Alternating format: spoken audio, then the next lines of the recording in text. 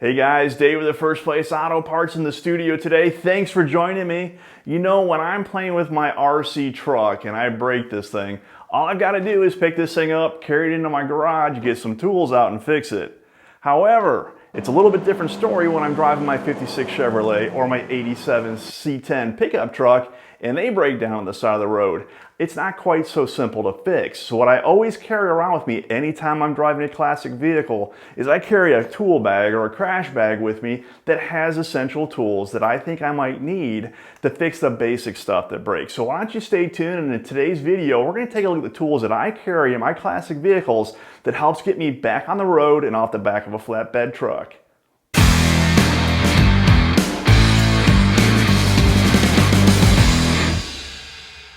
Hey guys, if you like today's video, please consider subscribing to the First Place Auto Parts YouTube channel. We're going to continually be adding new videos every week where we show you how to put new parts on, we take a look at the latest parts that are available, and we go to some pretty cool car guy stuff I'm pretty sure you're going to want to see. Okay, so picture this. You're out driving your classic vehicle, the birds are singing, the sun's shining, and all of a sudden, your motor goes quiet. You coast to the side of the road, and now what do? Well, if you don't have any tools with you, you pick up your phone and you call a tow truck hoping they show up in a timely fashion. They don't damage your car and your car gets home safely. If you have a spare tool bag in your vehicle, and what we want to do is basic simple triage, which is simply getting the car back on the road, not meant to be a permanent repair, you actually have some options. Look, in the medical field, in the operating rooms, they have what are called crash carts. And a crash cart has a various supply of tools and also essential supplies that a doctor would need in some sort of a surgery if things were to go terribly wrong. Our crash bag for our cars is the same principle. It's going to have the basic stuff that we need to fix the general items that might break down that you can fix on the side of the road. Look, you're not going to rebuild the carburetor probably or the motor on the side of the road, but you might be able to repair the radiator hose or the fan bolt that broke. So let's go ahead and take a look at the tools and the supplies that I carry in my crash bag in my cars that has gotten me off the side of the road a couple different times. And the first things that I have in my tool bag are 3 wrenches. It's a 9/16, a 1/2 inch, and a 7/16 box and open end wrench. This will allow me to get to almost any bolt and will fit almost any bolt under the hood of early American classic vehicles. Now look guys, if you have a mid to late 80s vehicle, change these out with metric. Bring an 8mm, a 10mm, and a 12mm wrench. But either way, bring these wrenches with you and you will cover a vast majority of the bolts under the hood of your vehicle. And let's say you have bolts that fall outside of that 7/16 to 9/16 inch range. The next 2 tools that I bring with me is a pair of Vise Grips and also an adjustable wrench. Look, the adjustable wrench will fit things larger than a 9/16. It'll fit anything. The pair of Vise Grips here, these things are excellent at either removing broken bolts, but also clamping off broken hoses. Look, if you have a heater hose that breaks on you near the firewall or in between the firewall and the water pump, you can use these Vise Grips to clamp that hose off and oftentimes get yourself back on the road. So having an adjustable wrench and a pair of Vise Grips is also a critical component of anybody's crash bag. Wrenches, pliers, and Vise Grips are great at fixing or repairing mechanical things, especially under the hood. But what if you have an electrical issue? I've had 2 vehicles that had 6A boxes. I had a 70 Chevelle and my 56 Chevrolet, as a matter of fact. Before this 6A box went digital, I have had 2 of those boxes go out. I had to bypass those boxes to get the vehicle running again, which I was able to do on the side of the road. I always carry with me in my crash bag a length of wire for that very purpose. The 56 Chevrolet has an electric fuel pump as well, so you just never know when a module or something will go out or a relay. So if you need to bypass something or you have a piece of wire that chafes under the hood or underneath the dash, a section of wire and some wire strippers will go a long way to getting you back on the road. Also along those lines, I carry a box knife and also a pair of side cutters. These things are great at either cutting off or removing old zip ties, but also when a fan belt breaks, it tends to wrap itself around either the lower pulley, the water pump, or the power steering pump, maybe the alternator. A box knife and a pair of side cutters will go a long way to getting that stuff to help you remove that. So those are some basic tools that will help you with electrical issues. And also don't forget the spare fuses. Make sure you check under your hood, or under your dash, I should say, to verify the kind of fuses you have. You may have the spade or you may have the old round style. Either way, make sure you keep an assortment of fuses in your bag just in case, because if a wire shorts out, it's probably going to blow the fuse as well. So keep fuses and all these tools in your bag and you'll get your electrical issues taken care of and get you back on the road. And the last of the tools that I bring is a screwdriver. And yeah, I bring a single screwdriver, but it's a screwdriver that actually converts from a Phillips to a straight blade. So it's not a snap-on screwdriver, it's nothing fancy, but this thing has helped me out or saved me more times than I can count. And it's just a simple single tool that I carry, and it doesn't weigh much. So the whole idea of a crash bag is to keep it small and lightweight so that you'll take it with you. So a simple screwdriver that converts to both Phillips and straight blade is the one tool that you definitely need to have in your tool bag.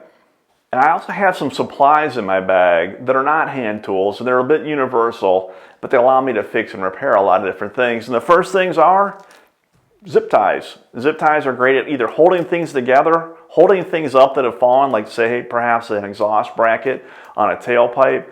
I've used these to repair an accelerator linkage before that broke. These things can be used for a lot of different things. So zip ties, I always have a bundle of them in my crash bag.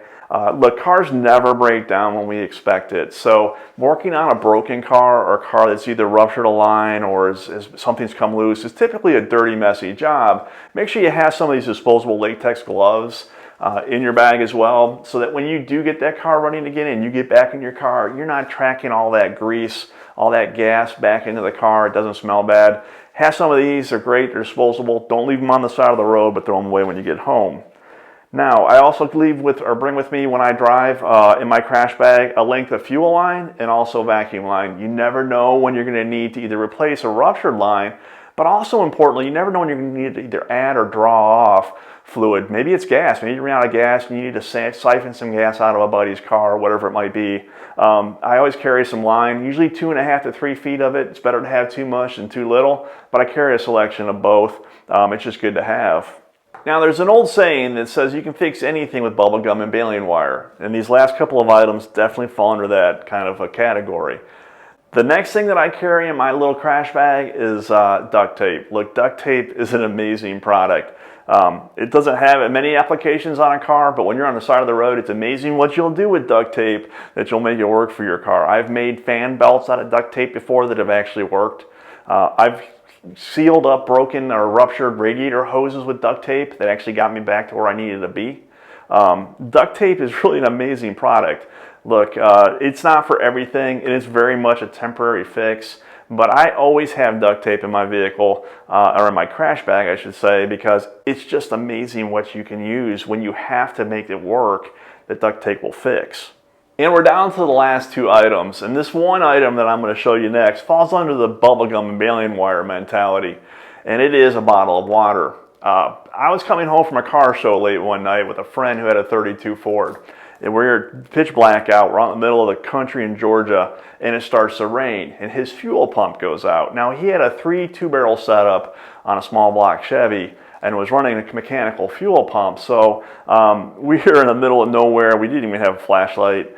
This was before cell phones had flashlights on them with regularity. So what I did is I took this bottle of water, and before I dumped it out, I drank it because I was hot. And then I took this cap from the gear lube bottle, and I filled the bottle up with gas. I siphoned it out of the gas tank, put this cap on this bottle, duct taped it to the radiator support, took some fuel line, put it on the nipple that was on the bottom of the bottle, and ran fuel to his carburetors, to his main fuel block, and then we got it home. Now, we had to stop a couple of times and fill this bottle up, but the fact of the matter is we made it home. Now, look, I don't recommend everybody do this, check for leaks, things, all that good safety stuff, but the reality is when you're on the side of the road, sometimes you do what you have to do to get home, and a bottle of water will not only quench your thirst, but it can also act as a fuel tank, gravity fed, in times when you need it the most.